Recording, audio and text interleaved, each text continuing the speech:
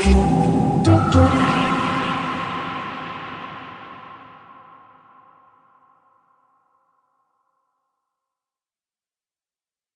are listening to Which Way to Happiness by Laura Danks, narrated by Aoife Mcmahon. Chapter 1. Liz leaned against the doorframe and watched her boss. He was blowing his nose with an unflattering sound, a kind of baby elephant trumpet mixed with a kazoo jamming session. When he threw the tissue in the wastebasket overflowing with used Kleenex, she realized the rumor was true. The big honcho was sick with one of his severe hay fever allergies. With his broad shoulders hunched and the tip of his dribbling nose matching his ginger hair, Conor O'Brien looked terrible.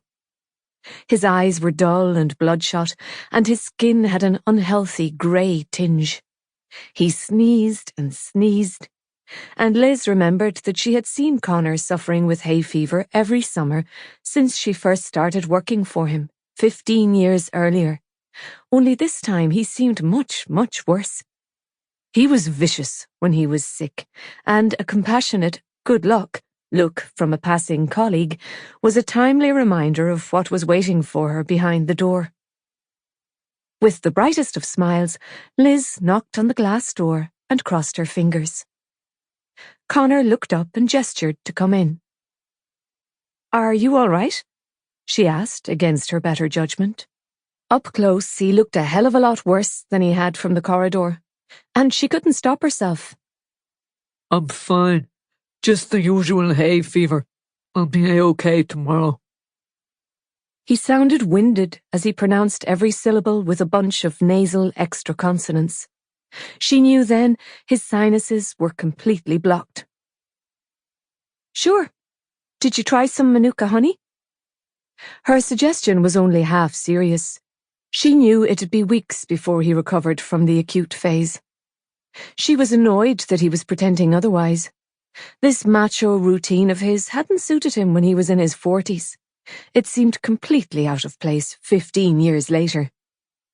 "I don't need any pointless New Age remedy. I'll be fine tomorrow," he insisted. "I need some help for the meeting tomorrow."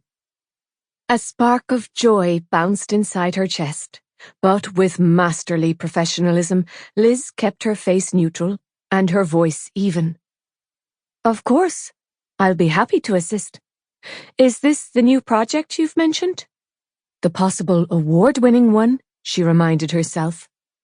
Conor was always overprotective of any project with some real prize potential, and usually kept his claws into those assignments to make sure his name was the one on the trophy. Maybe it didn't make her the nicest person in the world, but this was a great opportunity. And if Conor's recovery wasn't going to be as miraculously quick as he hoped, she could get a shot at leading a project, one that could finally launch her career. Hadn't she waited long enough already for her moment to come? She had spent the past 15 years working her fingers to the bone, only to see someone else, usually, read always, a male colleague, get promoted or rewarded instead. It was never her turn to shine, and now that she was turning 40, she had to compete against younger and more computer-savvy men as well.